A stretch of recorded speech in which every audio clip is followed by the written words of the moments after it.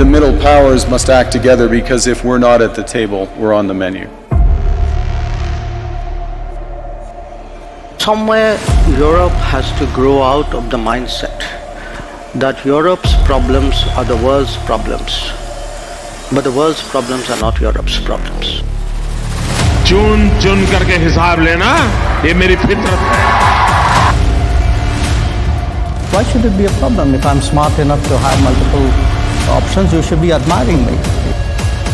भारत झुकने वाला भी नहीं. The rise of India will be determined by India. It will be determined by our strength, not by the mistakes of others. The old order is not coming back. We shouldn't mourn it. Nostalgia is not a strategy.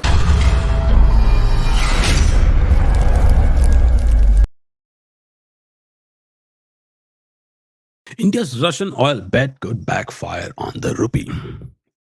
India has dramatically increased its purchases of Russian oil over the past few years. Before the Ukraine war, Russian crude made up around less than 2% of India's oil imports. Today, it accounts for roughly 35 to 40%, making Russia India's largest oil supplier. At the same time, India-Russia trade has become extremely imbalanced. India imports roughly around 60 billion from Russia, but exports all around 5 billion to 6 billion. Even though there are plans to increase this thing to $18 billion. Now let's add the Iran war on top of it. So with the tensions around the Strait of Hormuz, the route that is around nearly 20% of the global oil supply, India is turning even more towards Russian crude to protect its energy security. But with all this going on, it all looks good on paper. But here's the paradox. The more oil India buys from Russia, the larger the trade imbalance becomes. And larger that imbalance becomes, the more pressure it quietly puts on the Indian rupee. So, welcome to my channel, guys. If you enjoy deep analysis on global power shifts, trade, energy, and the changing world order, make sure to like and subscribe. Because in this video, we are not just going to talk about the oil or war or something. It's about how war, energy security, trade imbalances, and currency stability are all connected.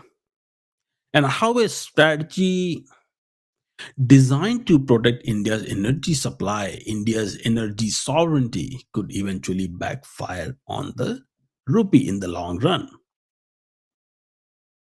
So let's get going, let's get started. Please do like and subscribe, and let me share my slide with you. Okay, so here we go. So India's Russian oil bet is quietly weakening the rupee. It is pretty surprising to lots of people, actually, but this is gonna be an eye opener in many respects. And now, once again, I'm not talking about Russia-India relationship here. Okay, that's great. It's great they're great partners. They're two great countries. There's that, all the good stuff. But something is hurting here. Something is not right. Okay, and that's what we are going to talk about it. Because if you don't believe me, then look into it. What happened to the rupee? Rupee is at it was not 93 or something, right? So there it is. Now let's get going, let's get started, and also please do like and subscribe. Now, the deal that looked perfect, this Russian oil deal, it looks very perfect on paper, actually, if you ask me. From many angles, India is the third largest oil importer in the world, importing nearly 85% of the crude oil it consumes. And this makes energy security one of the most important issues for India's economy. Very much so, considering at the pace India is growing, right? India is like an energy guzzler. Have you guys, I don't know, have you guys driven a Jeep Wrangler or something, right? Jeep Wrangler gives you 13 miles per gallon. It's a gas guzzler practically, right? So why is that? It's gas guzzler because the engine is powerful. It does lots of work. It's not designed for normal road. It's designed for off-roading. India's economy is like that. It's a tank, okay? And at the pace it is moving, at the speed it is moving, it will require energy. It sucks all the energy. That's the prime importance. So energy security for India is of utmost importance. So when Russian sanctions were imposed in 2022, Russia suddenly needed what? New buyers, because Russia didn't want its economy to go into economic shock. Because all of a sudden, all the sources of your imports and exports are shut down because of the sanctions. So when that happens, then normally economies go in shock. Okay. And it all depends on how big your economy is and how resilient your economy is. But if economy is not resilient, for a country like Sri Lanka or Bangladesh and all, within a month or two you start to see the problem. But Russians worked before they could see the problem. They started to look for new buyers. And for India, since energy security is of utmost importance, so India stepped in. Now, Russian crude began selling at what discounts, sometimes reaching $20 to $30 per barrel below the Brent crude, and $20 to $30, $20 to $25. But here's the thing, guys. Okay, let me tell you something very interesting. This crude is this much a discount Russia is giving India right now, because Russians can afford to give India that much discount because of the high crude prices. Otherwise, Russian discount was around $5 to $10 per barrel. What does that even mean? Below Brent or below WTI. So, below Brent and below WTI simply means that, let's say Brent price is 65. Okay. If Brent price is 65, um, then Russians were giving India $5 to $10 discount, which means India was buying the crude at 55. Okay. And now considering that it's $100, so Russians are still being very generous and giving a discount of $25 per barrel so that India can come down to the market price, the old market price, that is 75, around that.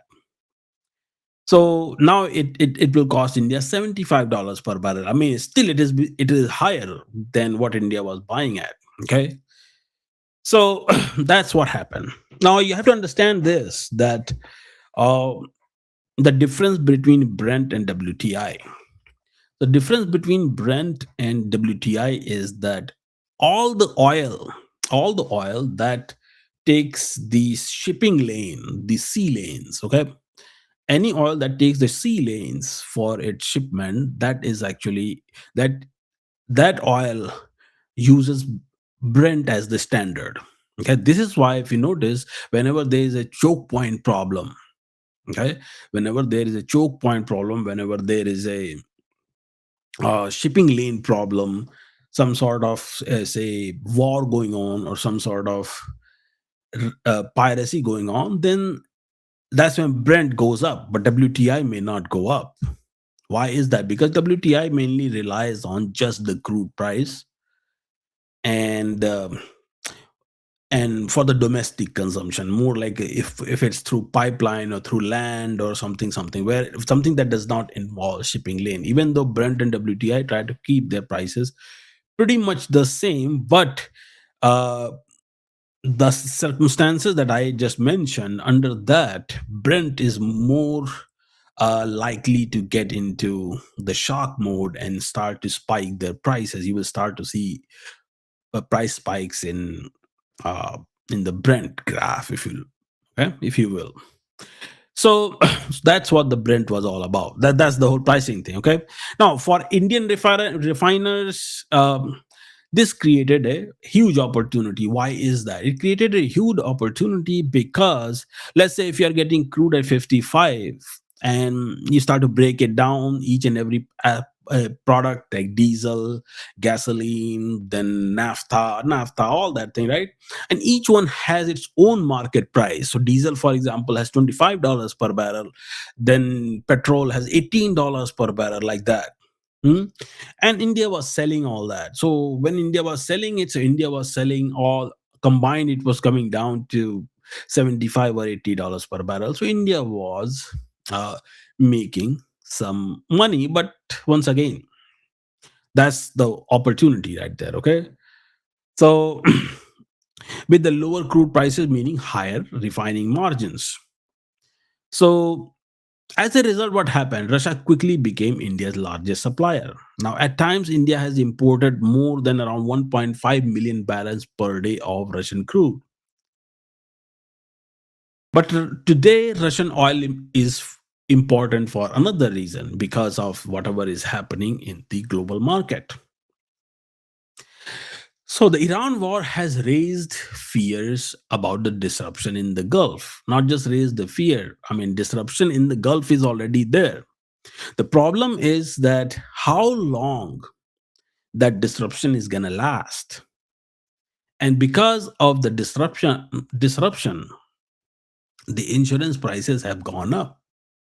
The Lloyd insurance has gone up. So those prices, since those prices are going up, so the crude prices are going up too. So if conflict basically continues for a long time, then the global economy is going to go in economic shock. But Russian oil provides that backup. So from energy perspective, the strategy makes perfect sense. Yes, any country that is out there, right? If you look at it, considering Russia is a military power and all that too, so um, countries cannot just go and blindly attack Russia, right? A conflict just like that happened in Iran, that somebody will attack and take the oil. So from that angle, actually, Russia provides a good security when you're buying oil from Russia. So that's why India actually went with Russia. Okay, let's do it. And we talked about all this, right? The trade imbalance and all that. Now, the another thing that happened is that the trade imbalance hidden inside the deal. What was that? The trade was that rupee settlement. People thought that because the settlement is done in the rupee ruble, everybody was very happy that since settlement is done in rupee ruble or national currencies or dirham, dinar, dinero, or Chinese yuan or whatever, right? Everyone thought that it's a very good thing, and especially the de-dollarization lobby. So the de-dollarization lobby basically thought that it's a very good thing. Yes, yes, we are doing de-dollarization. But I want to tell you something, that regardless of what you do, whatever is your settlement or your payment system, doesn't matter.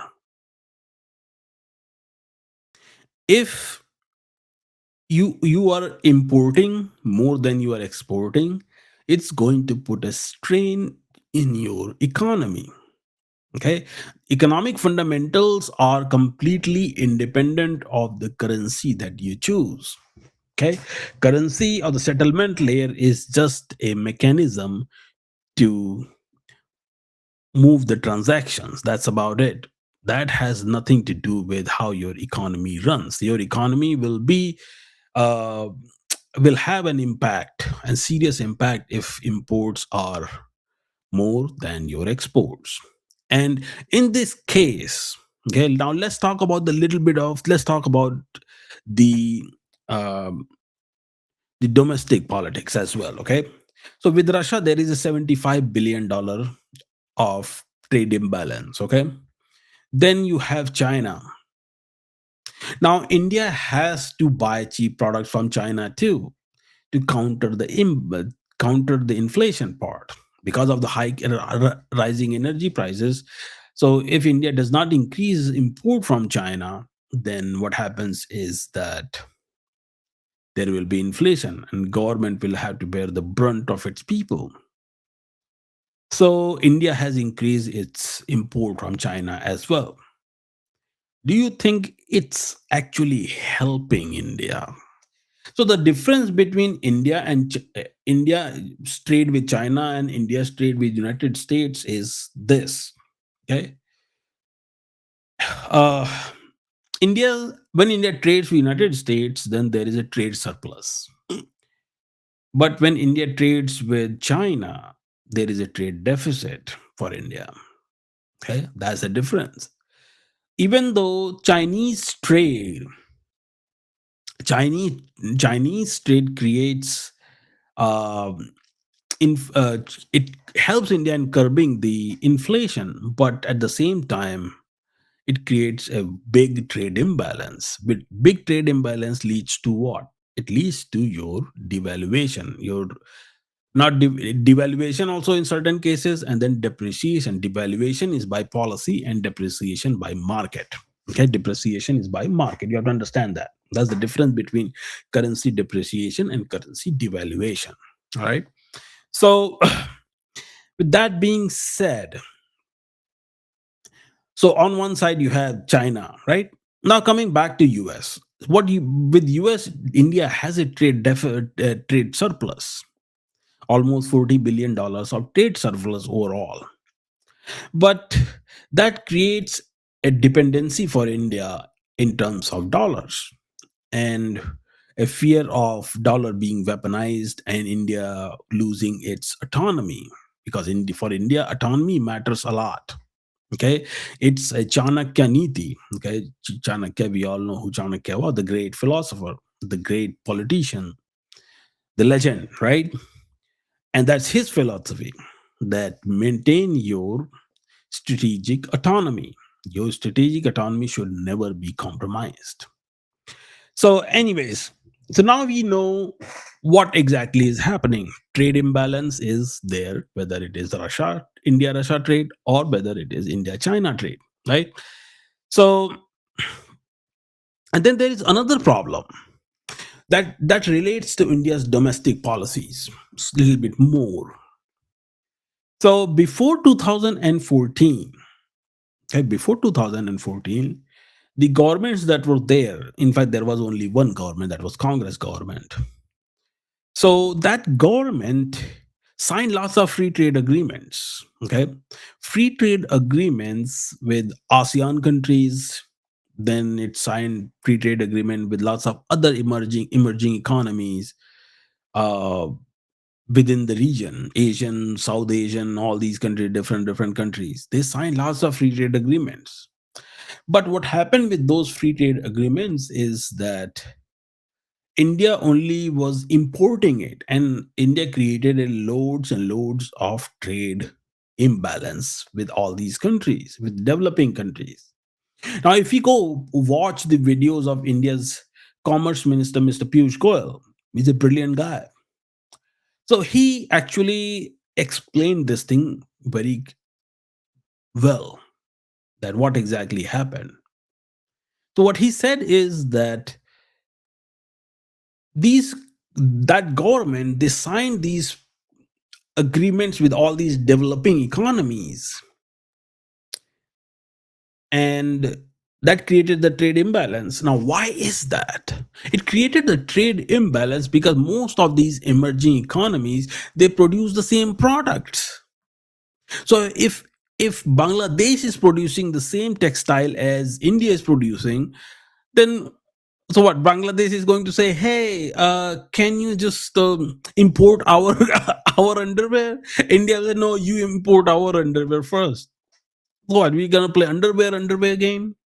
No. So you see the basic problem here, right? You have to find the customers, you have to find the clients that are going to buy your product, and then they will depend on your product at all times, right? And who is that? That is basically the West, the Western countries. East produces, West consumes. And Mr. Piyush Goyal, he said it very clearly that these UPA governments never signed any FTA with the Western countries. And that created lots and lots of trade deficit. Now, this is why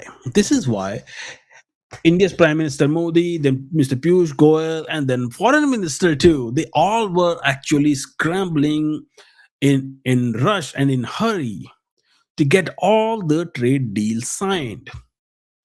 The UPA government, the previous government that actually kept on postponing the FTA, free trade agreement with the European Union for 20 years.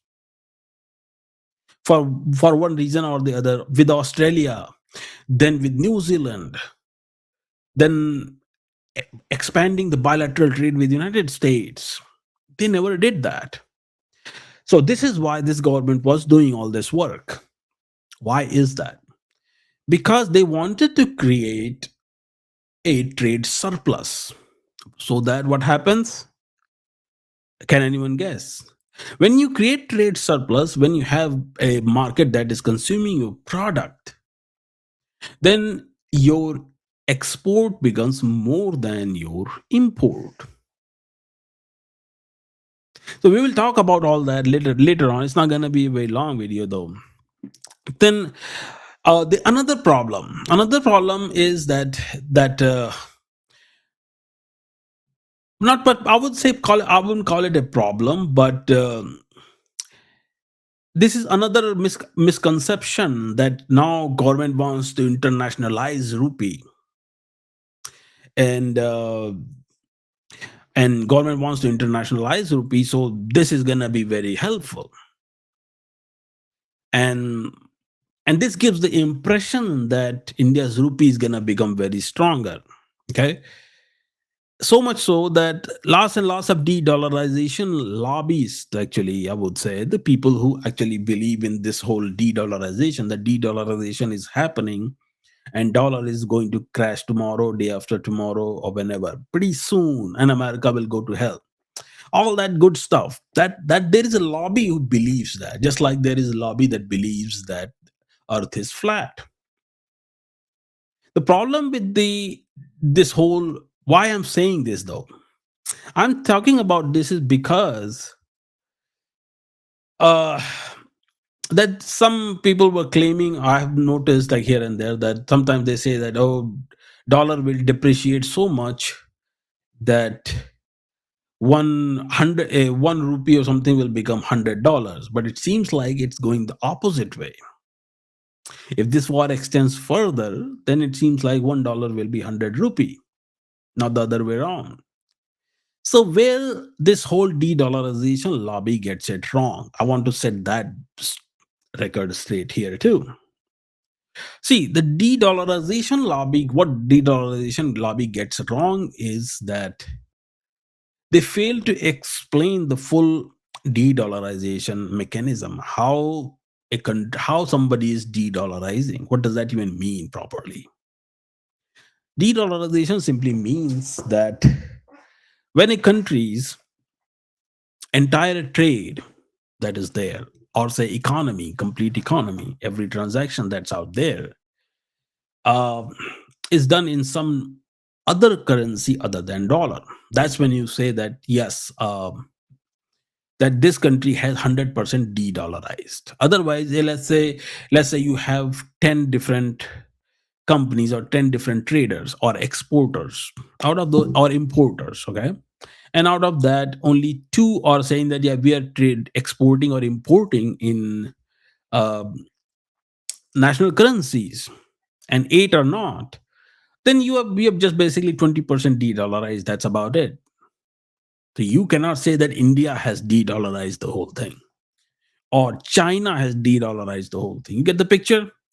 So, and for those who do this, say these things, or who do this type of stuff online just to get views on the internet, I mean, I can guarantee you that they cannot count 5 countries. Okay, 5 countries. I'm not asking for 100 countries or 10 or 15 or 20 countries. Okay, just 5 countries who have forcibly moved all their trade. Even forget the 100%. For just something, 90% of their trade is done in non-dollar denomination currency. I'm not talking about Europe, because internally Europe's they trade European Union trades in euro. But when they import, the European Union imports, like for example, when European Union will trade with India, they're going to trade in dollar. But if Hungary has to do some trade with Czechoslovakia, then they're going to trade in euro.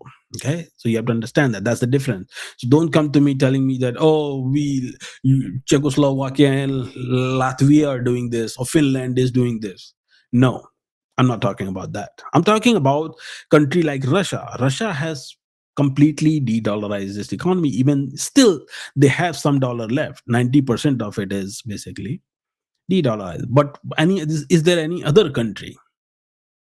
I'm not talking about Sri Lanka, because Sri Lanka not having dollar does not mean that you are de-dollarizing. De-dollarizing meaning you have to have the dollar first. Hmm? So that's the problem. And why I talked about de-dollarization? Because of the rupee internationalization. What does that mean?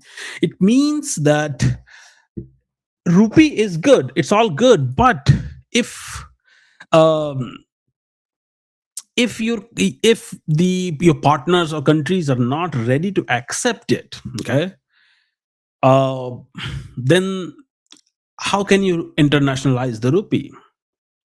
And India has been trying to expand the use of the rupee in the international trade for past 4 or 5 years. They have started in almost 20 countries have agreed to it too. So India's Reserve Bank, what it does is that they introduce a system called foreign banks to open special rupee Vostro accounts. All that was done, the idea was simple. Country could sell goods to India and receive payments in rupee, right? Those rupee could then be used to buy Indian goods or invest in Indian assets. Now, in theory, this would reduce India's dependence on foreign currencies like the US dollar. That's what people say. And this is why I talked about what? De-dollarization. But there is a problem. There is a structural limitation to this thing.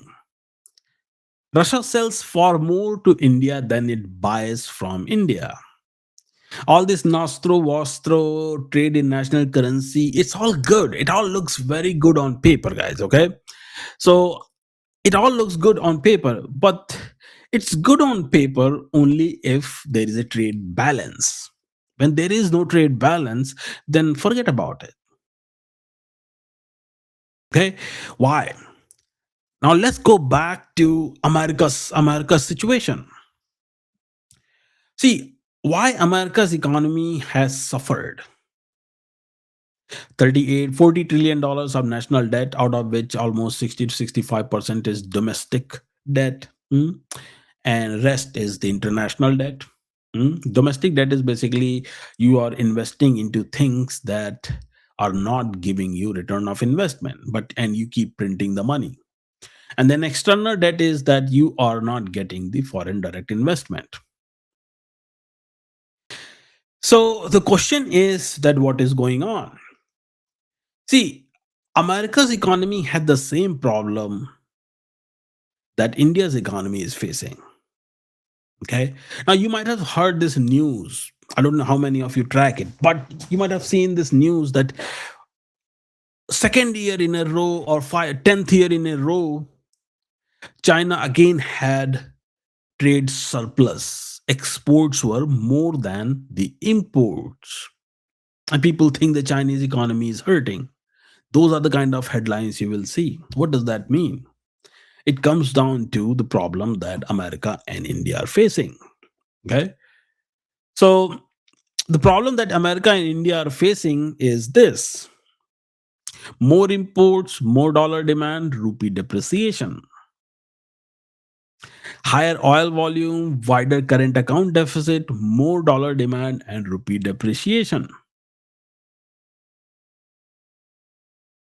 What does that even mean? It means that when India is importing Not just when, actually, overall, India actually imports more than India exports. And that's because of the reasons that I explained before. That signing the free trade agreements with developing nations that are actually exporting the same thing as you. So they don't have need for your products. They are just looking for a market, but you are looking for you're signing FTA with smaller markets that cannot even consume your product. So of course it's going to create a trade imbalance. So India inherited that trade imbalance, and then furthermore, because of all these global problems that India is facing, India is forced to import more oil from one country, and that is actually creating a heavy duty trade imbalance, hence rupee depreciation. And the same problem that America has. What happened with America? What happened with America is that once America actually moved all its exports or manufacturing, sorry, to China, hmm, when America moves its manufacturing to China, then they blindly started to import pretty much everything from China. And since because of their WTO laws and their preferred partner and all that status, they have to translate the same rules and trade benefits to other countries as well. So other countries started to export as well. Now there is a problem here. The problem is that it was creating a serious trade imbalance.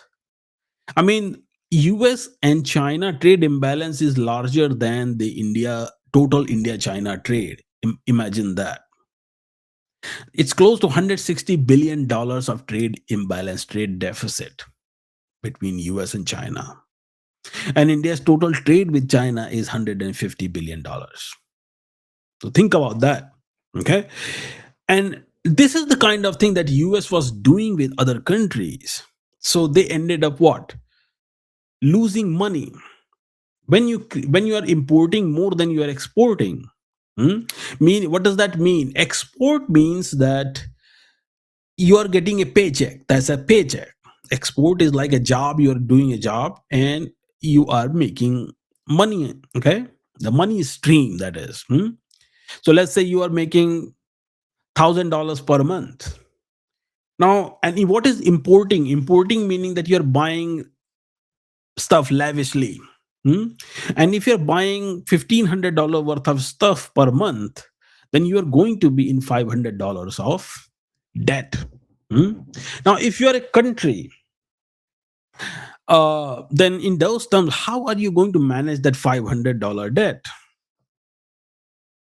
What do? If you have to manage that, then you look for somebody who can pay you $500, who can lend you $500.